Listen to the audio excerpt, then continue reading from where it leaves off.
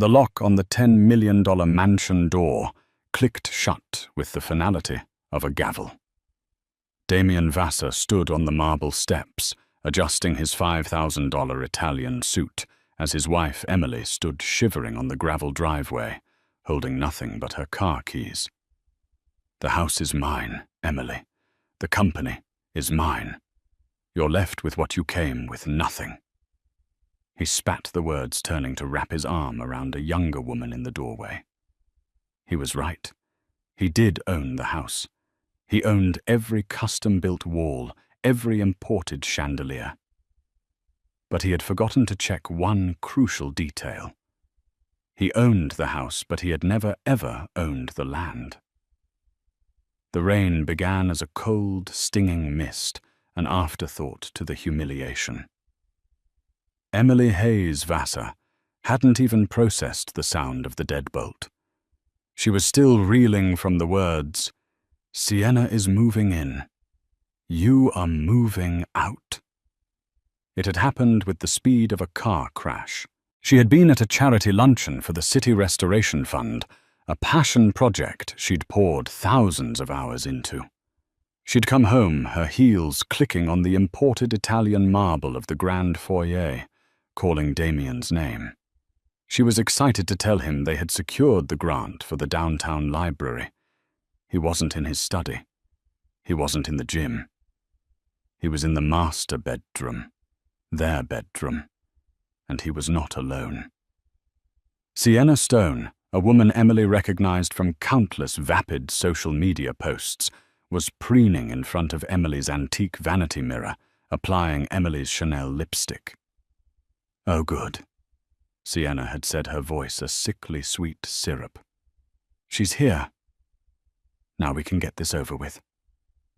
Damien, emerging from the master bath wearing only a towel, had the audacity to look annoyed. Not ashamed, not guilty. Annoyed, as if Emily had interrupted an important business meeting. "Emily, perfect timing," he'd said, his voice the one he used for hostile takeovers. "Sienna and I were just finalizing things. It's over. We're done." "Done?" Emily's voice was a whisper. The grant, the library, the last 10 years of her life evaporated. "Damien, what are you talking about?" "I'm talking about this."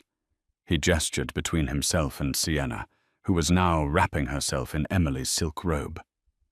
"This is real. What we had," he scoffed, "was a business arrangement. And frankly, you've become a bad investment." The argument had been a blur of his cruelty. He called her stale, uninspired, and a glorified decoration. He accused her of holding him back, of being a passionless weight on his ambition. Every word was a calculated strike designed to shatter the quiet, steady woman he had married. Emily had been silent, a trait Damien had always mistaken for weakness. Her silence was not weakness. It was shock turning rapidly into a cold, crystallizing rage. "Get your things," he'd snapped, tossing a small, empty duffel bag at her feet. "Just the essentials. My lawyers will send a check for, well, for whatever the prenup dictates, which, if I recall, is basically nothing." Ah, the prenup. Damien had been so proud of it. Drafted by his cutthroat team at Vassar Capital, it was designed to protect his assets.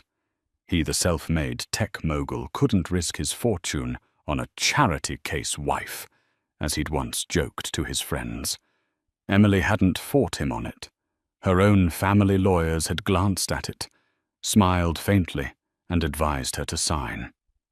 "It's perfectly fine, dear," her father had said, now that nothing was becoming very real. "I'm not leaving." Emily had stated, her voice trembling, but firm. "Oh, you are." Damien laughed. He grabbed her by the arm, his grip bruising. He was stronger than he looked, fueled by arrogance and new lust. He dragged her down the winding staircase, past the priceless art she had curated, past the library she had stocked. Sienna followed, filming parts of it on her phone, a triumphant smirk on her face. "Damien, stop! This is my home." "No, this is my home," he roared, shoving her toward the door. "I built this. I paid for this. Every brick, every window is mine. You are just a guest who overstayed her welcome." He'd thrown open the massive carved oak doors. The mist was now a driving, icy rain. "Your car is in the driveway.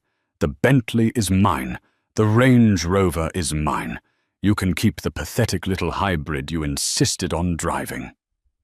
He'd reached into her coat pocket, fished out her wallet, removed his black credit card, and tossed the wallet onto the gravel beside her. "Now get out!" Sienna, standing in the doorway, shivered dramatically. "Hurry up, baby. You're letting the cold in. Let's go open that bottle of 2005 Dom Perignon. We have something to celebrate." Damien had looked back at Emily, a final, chilling assessment. "You know, I thought you were smart, but you were just quiet. Turns out you were just empty." He threw her small duffel bag containing only her laptop and a change of clothes he'd deemed frumpy enough to be hers onto the wet gravel. And then the click of the deadbolt. Emily stood there for a full minute, the rain soaking her silk blouse, plastering her hair to her face. The gravel cut into her knees as she knelt to retrieve her bag. She looked up at the magnificent structure. The Vassar Estate, the press called it. A sprawling monument of glass and steel perched on the most exclusive crest in Hawkes Ridge. Damien was right. He did own the house. He had the receipts to prove it. She got into her pathetic hybrid. Her hands were shaking so hard, she dropped the keys twice. She didn't cry. Not yet. Instead, she took a deep, shuddering breath and pulled out her phone. She didn't call her mother. She didn't call her friends. She scrolled to a number saved under M. Thorne. "Marcus," she said, her voice raspy. "It's Emily. He's done it." There was a pause on the other end, then a deep, calm voice. "The morals clause, then. Is the cohabitation confirmed?" "She's in my bathrobe, Marcus," Emily said, the cold finally seeping into her voice. "She's drinking my champagne in his house." "A fatal mistake," Marcus Thorne replied, a hint of grim satisfaction in his tone. "Not his house, Mrs. Vassar. And that is the problem. Where are you?" "I'm on the curb." "Good. Go to the penthouse at the Hayes Tower. Use your maiden name. Order room service. Get some sleep. I will initiate the protocol at 9 a.m. tomorrow. Damien Vassar has just made the most expensive mistake of his life. He thinks he owns it, Marcus." "We know, my dear," the lawyer said. "He owns the circus, but he forgot to ask who owns the land." Damien Vassar woke to the smell of expensive coffee and the blinding sun streaming through the floor-to-ceiling windows of his master bedroom. Sienna was draped across his chest, her phone already in her hand, scrolling through Instagram comments. "Babe," she mumbled, "what should I caption this morning view from my new castle?" Damien smiled, feeling a surge of pure, unadulterated power. This was his. He had earned it. He had shed his dead weight. Emily was probably crying in a 200-a-night Marriott, wondering how it all went wrong. "Caption it, the King's View," he said, kissing Sienna's bare shoulder. "And make sure you tag the location." He got up, stretched, and walked to the window overlooking the 20-acre estate. The grounds were immaculate. The infinity pool seemed to spill over into the city skyline below. His. All his. He padded downstairs to his state-of-the-art office to start his day. He had a few things to clean up. First, severing the financial ties, he logged into his private banking portal. He had several joint accounts with Emily, mostly for household expenses. He'd liquidate them, move the funds to his personal account. He clicked on the Vassar-Hayes joint account. Balance. Trawls, he frowned. That was odd. There was at least 150,000 in that account. He checked the transfer history. A single-wire transfer executed at 8:55 a.m., 5 minutes ago. All funds moved to a Hayes Family Trust account. That conniving, he growled. She'd woken up early to be petty. Fine. It was a drop in the ocean. He tried the next account, the brokerage account. It held some play stocks. She liked green energy, sustainable textiles. Account frozen. He tried to log into the household management system to change the gate codes. Access denied. Administrator credentials invalid. A cold prickle of annoyance ran down his spine. This was more than petty. This was organized. He scoffed. She probably had some small-time divorce lawyer trying to make a statement. He'd crush them. He called his own lawyer, Stanley Croft. Stanley, she's out. Start the divorce. I want it fast. I want it clean. And I want her buried under the prenup. Right, Damien, Stanley said, sounding eager. I'll file the standard papers, but there's a small problem. What problem? I just got a notification. A hold has been placed on the Hawks Ridge property by a third party. Not a lien, exactly. A leasehold compliance review. Damien was silent. A what? What third party? Thorne Finch and Associates, Stanley said. Damien's blood ran cold. Thorne Finch and Associates wasn't some small-time divorce firm. They were the oldest, most powerful real estate and trust law firm in the state. They represented old money. The kind of money that didn't bother with Forbes lists because they owned the paper mills Forbes was printed on. Why are they involved? Damien demanded. That's what I'm trying to figure out. They're not representing Emily Vassar. They're representing the Hawks Ridge Land Holding Corporation.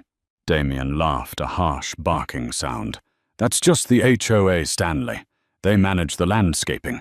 Send them a check. I don't think it's the HOA, Damien. The filing is aggressive. It's citing a default. Meanwhile, Emily was not in a Marriott. She was 40 floors above the city in the private unlisted penthouse of the Hayes Tower, a building her great-grandfather had built. The space was the opposite of the cold glass and steel mansion. It was warm, filled with books, rich mahogany, and worn, priceless Persian rugs. She was showered, dressed in a simple cashmere sweater and slacks, and sipping tea with Marcus Thorne. Marcus was a man in his late 60s, impeccably dressed with the calm demeanor of a man who had never lost an argument. He's discovering the accounts now, Marcus said, looking at his pocket watch. The joint accounts were easy. The household systems were tied to a management company owned by the trust, so we simply revoked his user privileges. He is as of 9:01 a.m., a guest in his own home. He won't understand, Emily said, looking out the window. He's so focused on the house. Let's review just so you are prepared, Marcus said, pulling a file. Your great-grandfather, Robert Hayes, purchased 5,000 acres of what was then worthless hillside in 1922. The Hayes Land Trust has never sold a single acre. We lease it. The 99-year ground leases. Emily recited a lesson she'd learned since childhood. Precisely. Developers, moguls like Mr. Vassar come in. They build their dream homes. They pay millions for the privilege of building on our land. They own the structure, the improvements, as we call them. But they are, for all intents and purposes, tenants. Marcus tapped the file.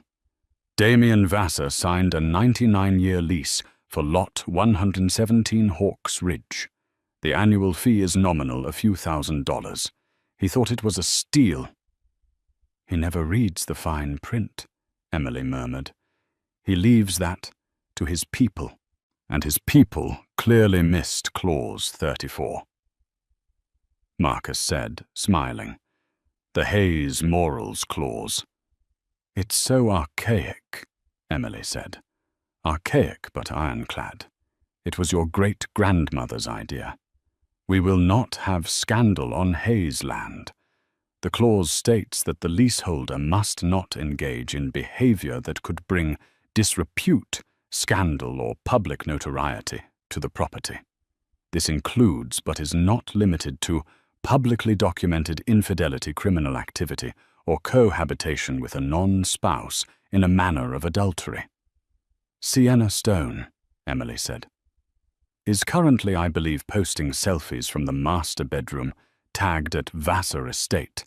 Marcus's assistant, a sharp young woman named Price, chimed in, holding up a tablet. The post has 15,000 likes. She has captioned it, The King's View. Publicly documented. Perfect, Marcus said. As of 9:00 a.m. we served Mr. Vassar with a notice of default on his lease. He has 30 days to cure the default. Cure it? Emily asked. In this case, that would mean ceasing the adulterous cohabitation, removing Miss Stone and presumably reconciling with his legally wedded wife. You. Emily laughed, a dry, humorless sound.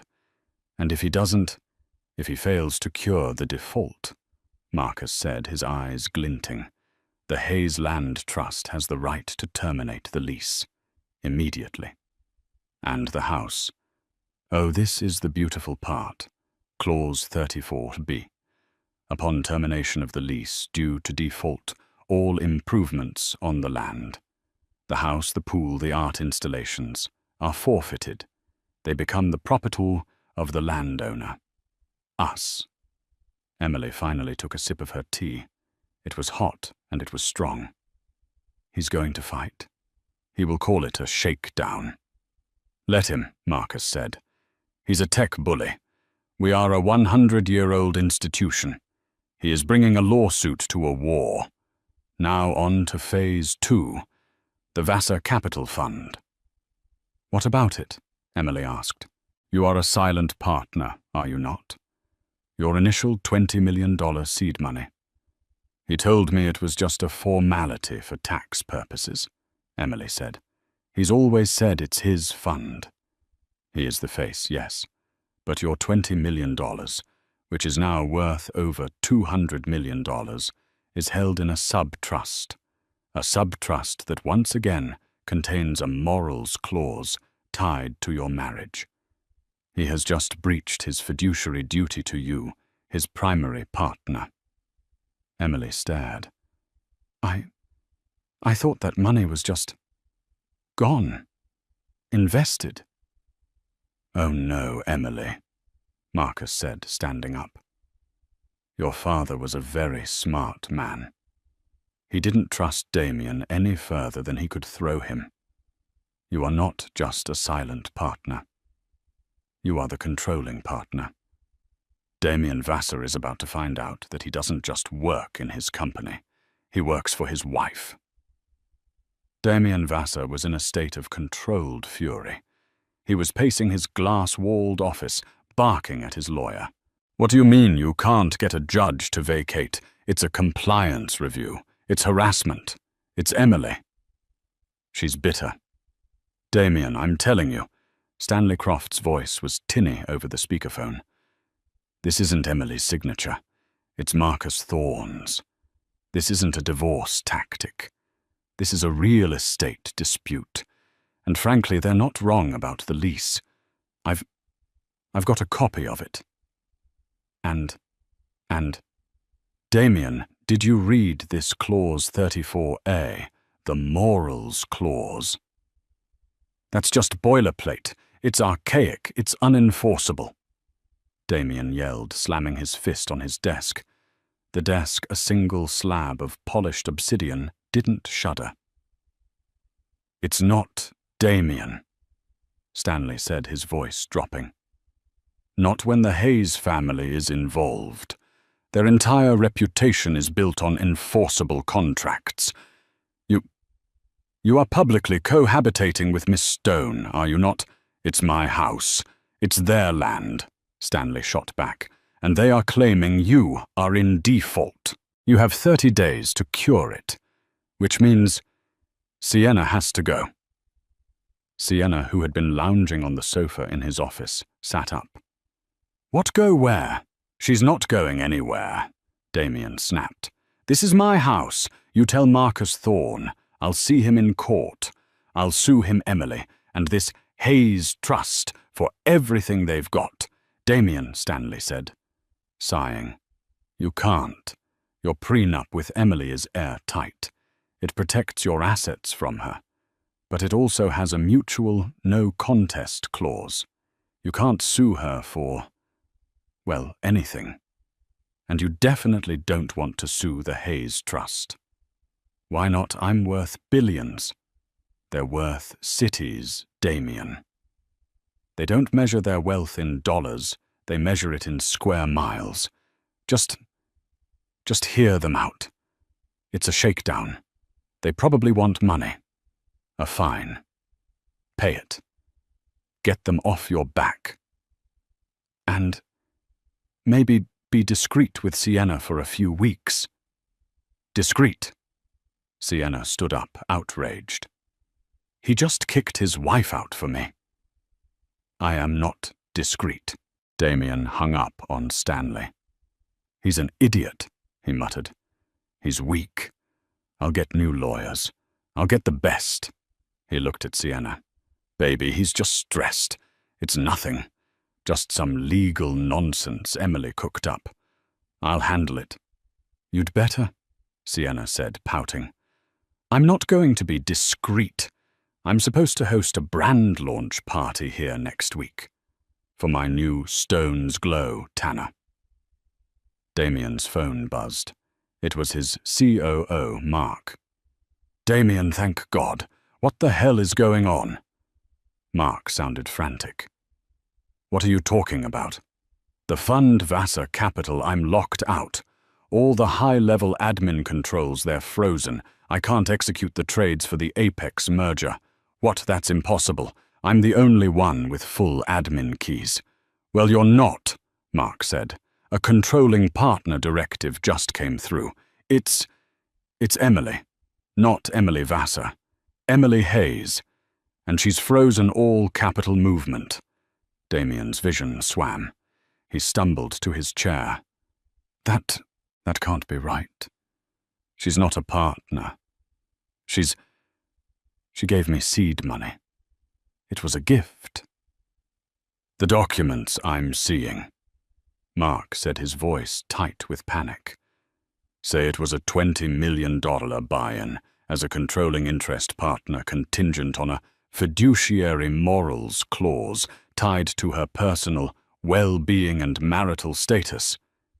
Damien, what did you do? Damien was breathing hard. She wouldn't know how. She doesn't know anything about the business. Then her lawyers do, Mark yelled. The market opens in 20 minutes, and our entire portfolio is frozen pending a partner review. The investors, Damien, the investors are calling. They've seen the freeze. They're panicking. You need to fix this. Call her, beg her. Do whatever you have to do. The line went dead. Damien sat in his $1 million office in his $100 million house and felt the first icy cold tendril of real fear. He had built an empire of glass and code, a new money monolith, but he had built it on a foundation of old money stone, and he had just taken a sledgehammer to the foundation. Damien, Sienna's voice was sharp. What's wrong? You look pale. Is it the lawyer? Did he upset you? The fund, Damien whispered. She's frozen the fund. Sienna's perfectly manicured face went from pouting to confusion, and then to a cold, calculating hardness that matched his own. What do you mean, frozen? She's a partner. A controlling partner.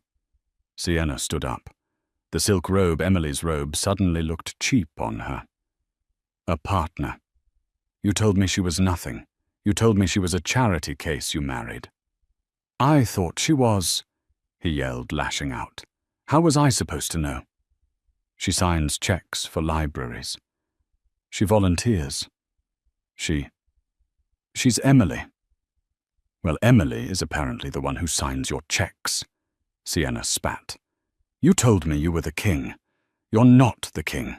You're just a jester. Get out. Damien said, his voice low. What? Not you, just get out of my office. I need to think. I need to call. I need to fix this. Sienna, for the first time, looked uncertain. The financial security she had just gleefully grabbed was flickering. You are going to fix this, Damien. Right. You're going to call her and tell her to stop. Yes. Damien said, his mind racing. I'll call her. I'll reason with her. She's emotional. She's just hurt. I'll offer her a better settlement. A real one. 10 million. 20 million. She'll sign. She'll have to. He pulled up Emily's contact. He dialed. It went straight to voicemail. Not her personal voicemail. You have reached the private line of Emily Hayes. I am not available. For all matters regarding the Hayes Land Trust, please contact Marcus Thorne. For all matters regarding Vassar Capital, please contact the office of the controlling partner. All other inquiries will not be returned. He threw his phone across the room. It shattered against a wall-sized, abstract painting. Fine, he seethed to the empty room. You want to play hardball, Emily? You've forgotten who I am. I don't get bullied. I do the bullying. He buzzed his security team. Find my wife. Find out where she is. I don't care how. I want to know where she's sleeping, what she's eating, and who she's talking to, now. While Damien was dismantling his office, Emily was in a different kind of war room. The main conference room at Thorne Finch and Associates was not the sterile glass box environment Damien favored. It was paneled in dark wood, the table a 20-foot-long single piece of mahogany. The walls were lined with leather-bound books that were not for show. They were used. Emily sat at the head of the table. Marcus Thorne was to her right. To her left was a team of specialists. As of 10:30 a.m., a forensic accountant named Peterson was saying, "We have a full freeze on all Vassar Capital assets pending our audit. As the controlling partner, you are well within your rights, Mrs. Vassar. The fiduciary morals clause is explicit. The fund's stability is predicated on the stable marital union of its partners as your father stipulated. The public ejection of one partner by the other constitutes, well, it's a catastrophic breach." "He'll say it's my money," Emily said. "He'll claim I'm just an investor." "He will say that," Marcus cut in. "But the law will say otherwise. Your father was brilliant. The money was never yours to gift to him. It was the trust's. The trust invested in him with you as its proxy. Damien was in legal terms the managing director of your investment, and he just tried to fire his boss. He's going to be violent," Emily said, her voice small for a moment. "His security team is already making inquiries," Ms. Price, the assistant, said, not looking up from her laptop. "They've called 3 fixers to try and locate you. All 3 fixers are on the Hayes Trust retainer. They all reported no leads. Emily blinked. You have fixers on retainer. Marcus smiled. My dear, the Hayes family doesn't just own land. We own relationships. You are in the safest place you could possibly be. He cannot reach you.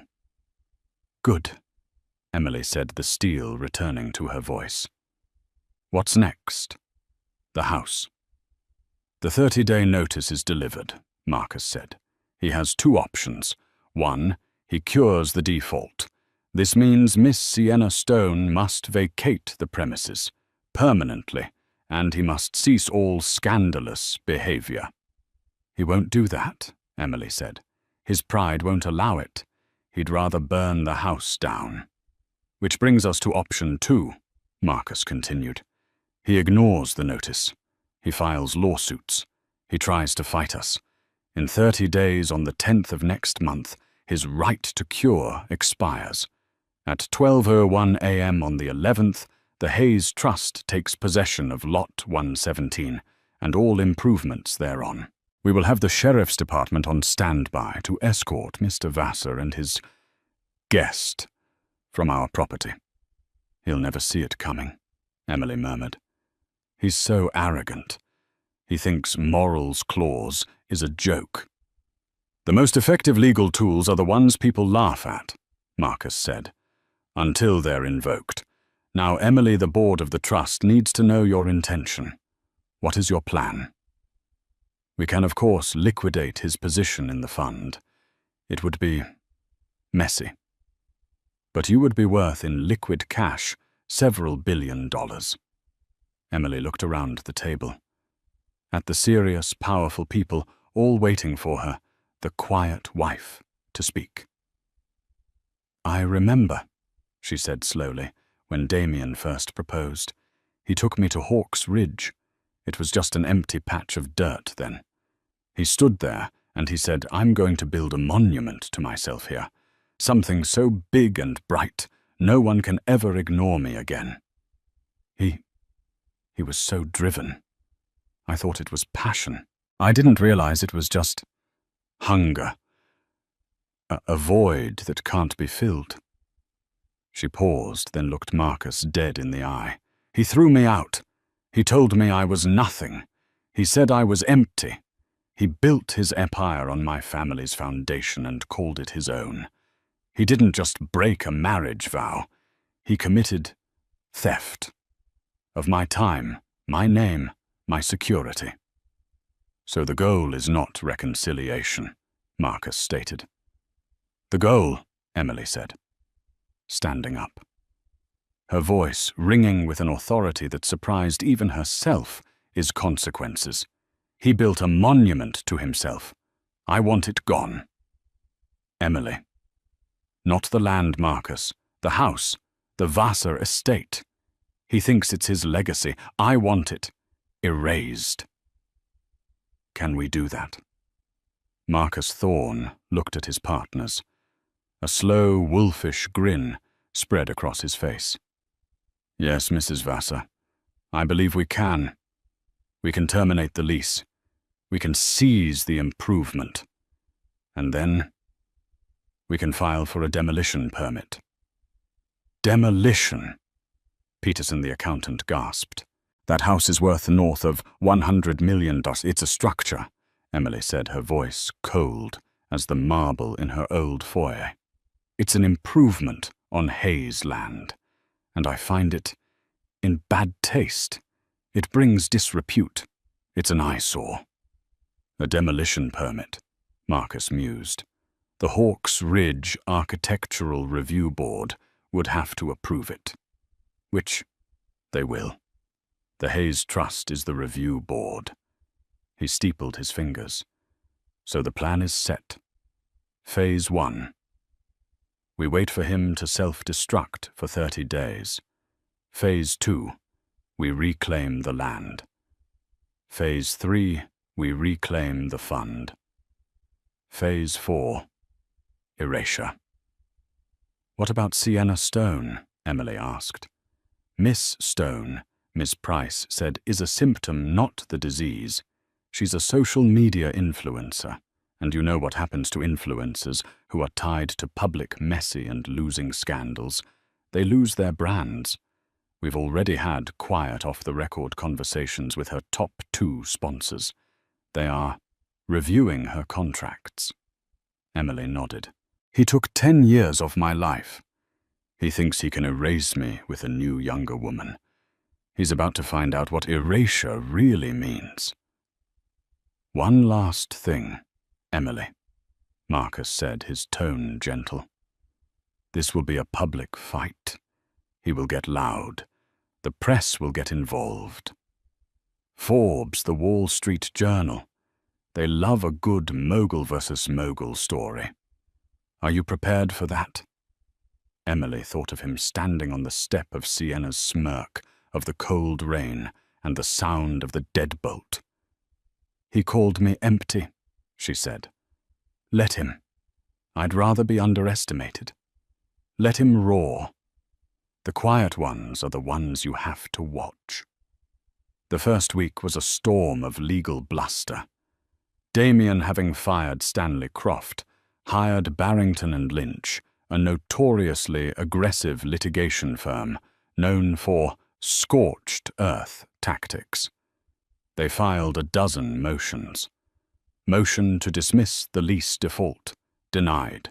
Motion to force mediation, denied. Motion for an injunction against the Hayes Trust, denied. Motion to unfreeze Vasa Capital assets, denied. With every denial, Damien's rage grew. He was hemorrhaging money. His new lawyers demanded a $5 million retainer, which he had to pay from his dwindling personal accounts. Sienna was becoming a problem. What do you mean my Stones Glow sponsor pulled out? She shrieked, throwing a $1,000 vase across the living room. They said my brand alignment was compromised. It's just a legal tactic, baby, Damien kept saying, the words sounding hollow even to him. Emily's just trying to scare us. Well, it's working, Sienna cried. My comments are a war zone.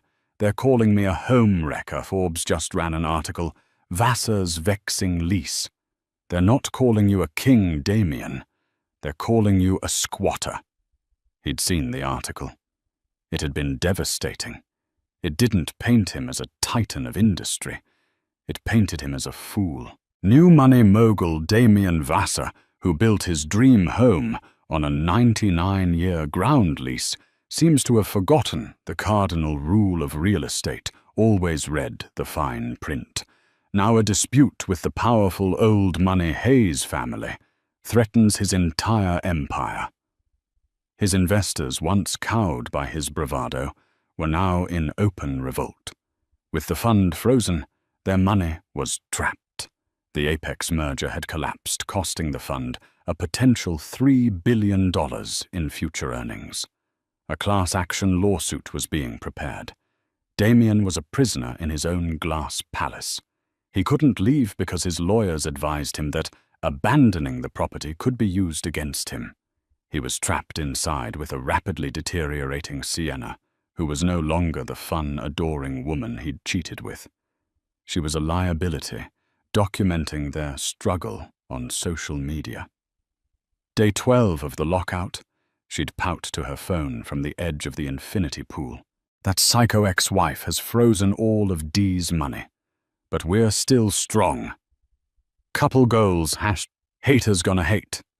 Marcus Thorne's office had gleefully entered that video as Exhibit F in the failure to cure default file. On day 20, Damien broke. He did the one thing he swore he would never do. He drove to the Hayes Tower. He was not allowed in. I'm sorry, sir, the security guard, a man built like a mountain, said, "This is a private building. You are not on the list." I am Damien Vassar. I am here to see my wife. Mrs. Vassar is not in residence, the guard said, unblinking.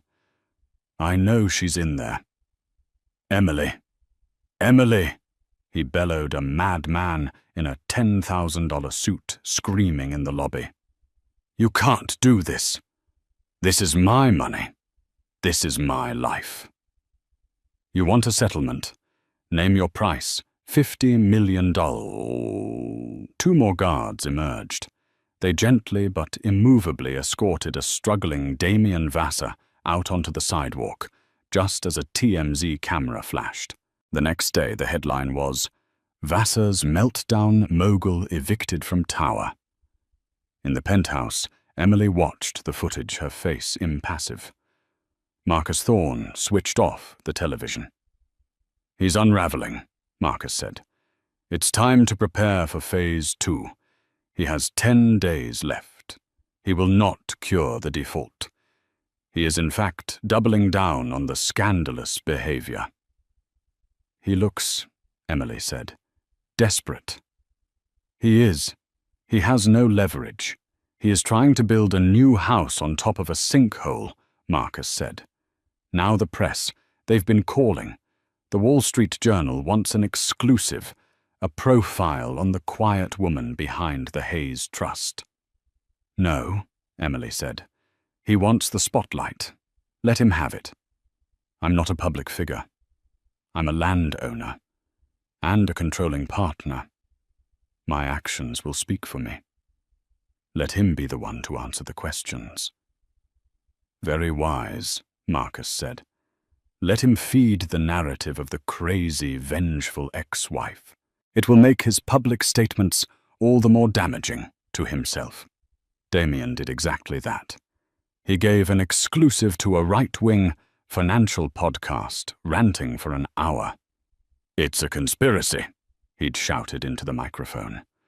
"My ex, who, by the way, was a nothing when I met her, has teamed up with these ancient dinosaur lawyers to steal my company. They're using an archaic illegal morals clause to strip me of my assets. This is a betrayal of capitalism. This is un-American. The financial world, especially the old money world, did not agree. The consensus was simpler. He broke a contract. He's a bad investment." On day 28, Sienna left. Damien came downstairs to find her luggage, 16 matching Louis Vuitton pieces in the foyer. "Where are you going?" he asked, his voice dead. "I'm going to my mother's in Miami," she said, not meeting his eye. She was wearing sunglasses indoors. I can't be here, Damien. This is bad for my brand. My agent said I need to distance myself from this toxic narrative." "Toxic narrative. You are the narrative," he screamed. "You're the adulterous cohabitation." "Don't you put this on me," she shrieked back. "You told me she was a nobody. You told me you were the king. You're just a tenant. And you're being evicted. I am not going to be evicted with you. So all that love, all that passion, it was just for the house, for the money. It was for the life, Damien," she said, "and you don't have it anymore. Goodbye." She walked out, leaving him utterly alone in the cavernous, silent mansion. He was alone for 2 days. He drank. He broke things. He stared at the walls he owned on the land he didn't. On day 30 at 11:59 p.m. he sat in his office, a bottle of scotch in his hand, watching the clock. He was still waiting for a call. For Emily to say, "Okay, you've learned your lesson. Here are my demands." The call never came. At 12:01 a.m., the lights in the mansion shut off. The entire house, the security system, the AC, the network. Everything. He fumbled for his phone. No service. A cell blocker. He heard a noise, a heavy metallic clanking at his front gate. He ran to the window. A black sedan was pulling up his driveway, followed by a large van from the county sheriff's department. The doorbell rang. It was not an electric chime. It was someone outside banging on the oak with their fist. He stumbled to the door, his heart hammering. He opened it. It wasn't Emily. It was Marcus Thorne, flanked by 2 sheriff's deputies. He was holding a very thick, bound document. "Damien Vassar," Marcus said, his voice devoid of all emotion. "It is 12:03 a.m. on the 11th. Your right to cure the default on your lease has expired. The Hayes Land Trust has terminated said lease. You are, as of this moment, trespassing on private property." "You can't," Damien stammered. "This is my house I own." "This house?" "You own this house," Marcus corrected, "as per clause 34 tonk. All improvements on the land are now forfeit. The house belongs to the trust.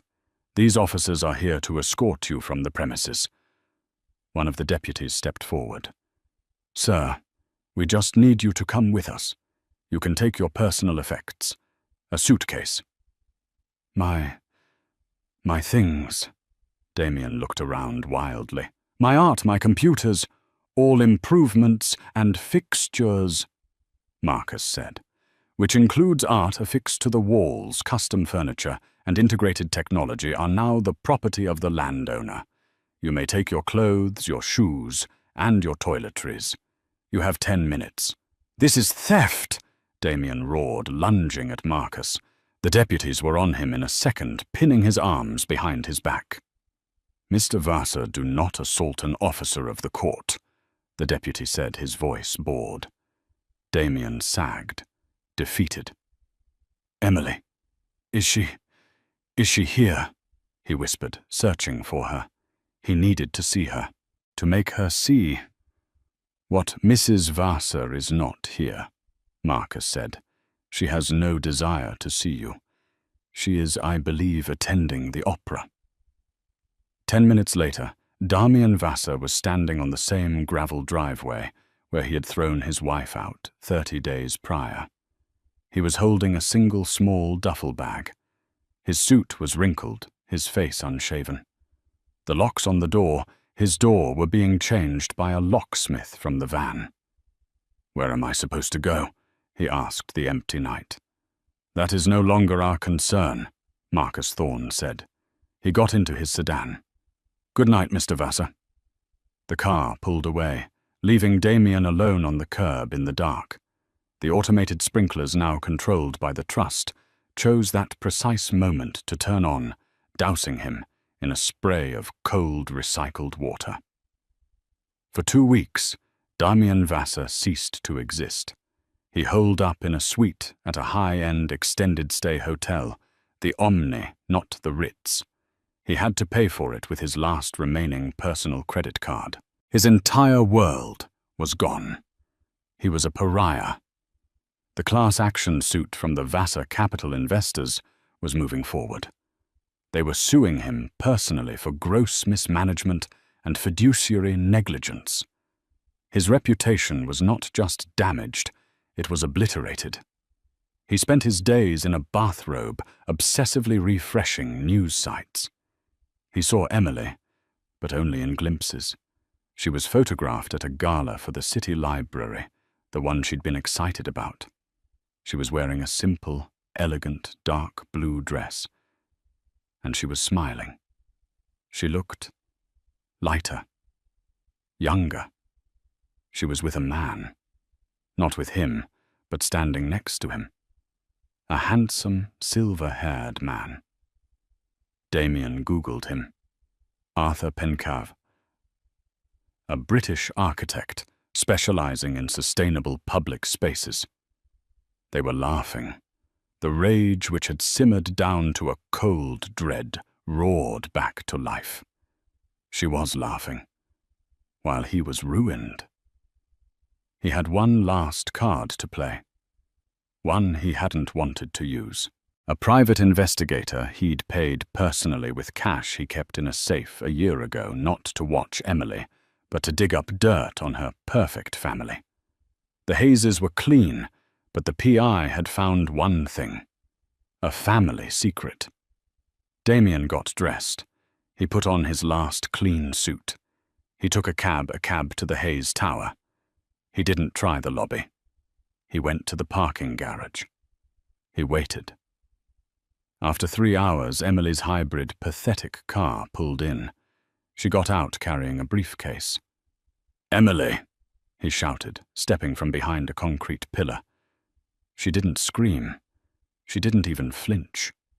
She just sighed as if he were a piece of trash she had to step over. "Damien, you're not supposed to be here. This is private property. You're violating your restraining order." "That order is a joke. Just like you," he spat, advancing. "You think you've won, don't you? You took my house. You took my company. You're a thief." "I took nothing," Emily said, her voice echoing in the empty garage. "I simply stopped you from taking any more. You defaulted, Damien. On the lease, on the fund, on us. These are the consequences." "Consequences?" He laughed, a wild, unhinged sound.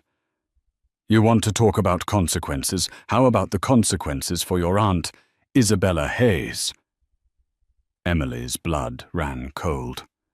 She took an involuntary step back. "Ah," Damien smiled, a predator's grin. "I see I have your attention. Isabella Hayes, the black sheep. The one who really owned the trust until she was declared incompetent in 1998. And her loving brother, your father, took control and locked her away in a high-end sanitarium in Switzerland. You're not the owner, Emily. You're the daughter of a thief. Your entire fortune is built on a lie, on a crime." He pulled a file from his briefcase. "I have the medical records, Emily. The lost ones. The ones that say she was eccentric, not insane. I have the letters she wrote.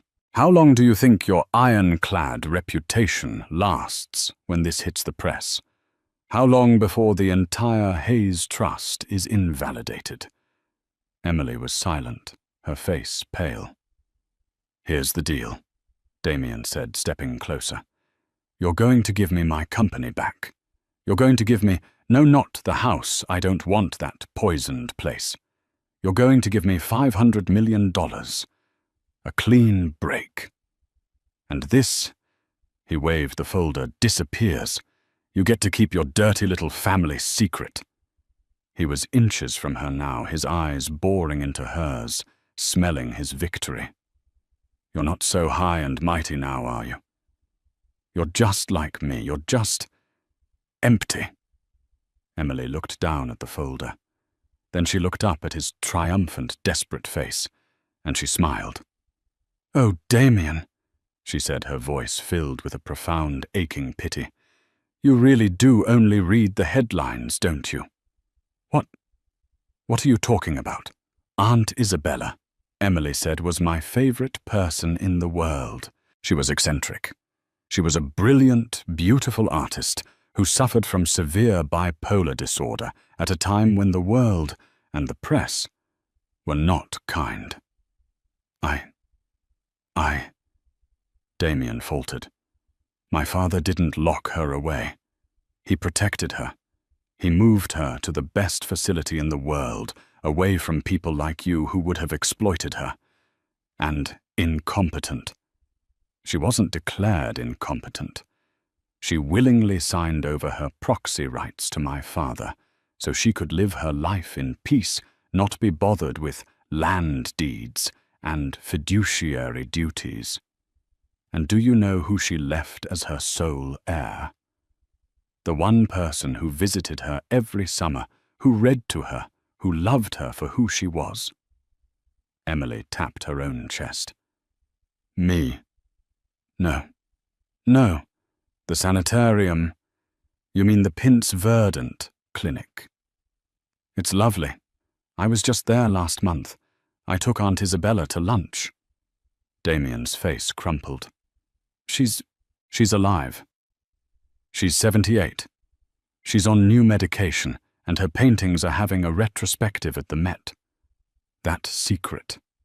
It's the proudest part of my family's history, that we protect our own. Emily took the file from his limp hand. You have nothing, Damien. You never did. You had no power in our marriage, so you had to invent it with cruelty. You had no real wealth, just leverage. And now you have no blackmail. You're just a sad, angry man in a parking garage. She started to walk away. I'll tell them about the demolition, he screamed at her back. That's my last ace. You think your green investors will like that you're tearing down a $100 million house, the waste, the hypocrisy. Emily stopped. She turned back. The demolition. Damien, who told you I was demolishing the house. My lawyers, it's public record, the permit to erase it. Yes, Emily said, walking back to him, her eyes bright. We filed the permit, but we're not erasing it. That's your move. Then what? The house is a structure, Emily said. It's ugly. It's cold. It's yours. But it's also 25,000 square feet of usable spools. The Vassar Capital investors, the ones you ruined, they've formed a committee. They've partnered with the Hayes Trust. We are deconstructing the house. Deconstructing, piece by piece. The marble is going to the city library. The glass panels are going to a new community greenhouse. The steel beams are being donated to Habitat for Humanity. Even the high-end kitchen appliances are going to a local women's shelter. We are recycling your monument, Damien. It will be salvaged piece by piece and repurposed into things that actually help people. Things that I value.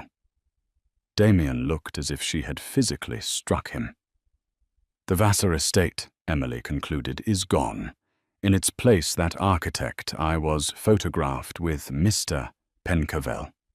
He's designing the Isabella Hayes Public Park and Garden, a quiet, beautiful place for people to sit, to read, to be. My aunt is thrilled. She left him. She walked to the elevator, her steps light. She didn't look back. Damien Vassar sank to his knees on the cold concrete floor of the parking garage, holding a useless folder. A man truly and completely empty. The final phase was not swift, but it was total. The deconstruction of the Vassar estate became the feel-good story of the year. Local news crews filmed as crews meticulously removed the giant gaudy glass panels. Emily Hayes was lauded as a New Age philanthropist, not just donating money, but turning an emblem of toxic greed into a public good. Sienna Stone, in a desperate attempt to stay relevant, tried to launch a tell-all YouTube channel about her abusive relationship with Damien. It backfired. Marcus Thorne's office sent her a single cease and desist, reminding her that she was on video gleefully participating in the scandalous behavior. The public comments were so brutal, she deleted her channel and her Instagram. She was last seen selling Stone's Glow Tanner out of the trunk of a used car. The class action lawsuit against Damien Vassar was successful. The investors led by the controlling partner. Emily clawed back every asset tied to the Vassar name. His remaining personal accounts, his hidden offshore holdings, all were seized. He was forced to declare personal bankruptcy. His scorched earth lawyers from Barrington and Lynch had dropped him the moment his money ran out, and they too sued him for non-payment. Damien, stripped of his wealth, his reputation and his home, became a ghost in the city he once claimed to own.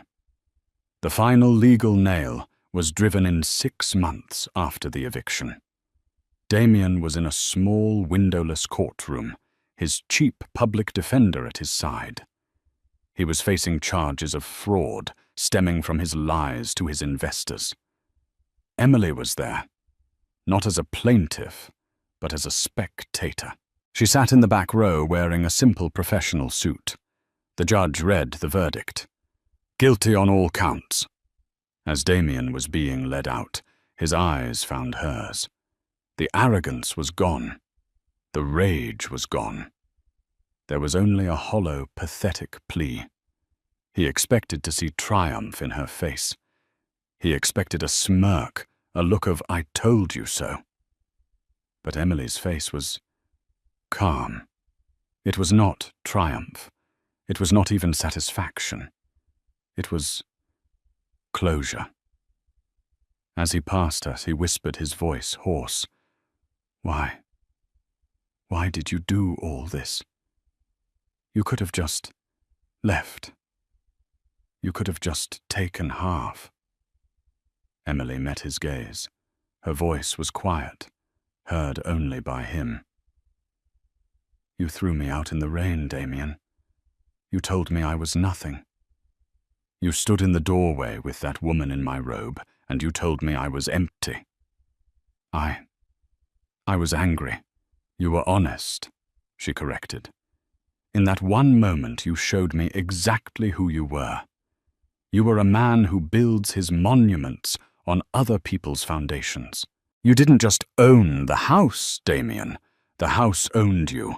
The money owned you. The idea of power owned you. Emily, I'm sorry. I know, she said. And the pity in her voice was the most devastating blow of all. You threw me out not knowing I owned the land.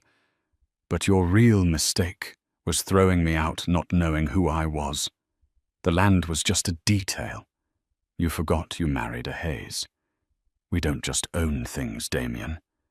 We endure. The bailiff tugged his arm. Let's go, Vassar. Damien Vassar, the former king, was led away, leaving Emily Hayes Vassar alone in the courtroom. She sat for a moment, then stood, adjusted her jacket, and walked out into the sunlight. 1 year later, the Isabella Hayes Public Park opened. It was the anti-mansion.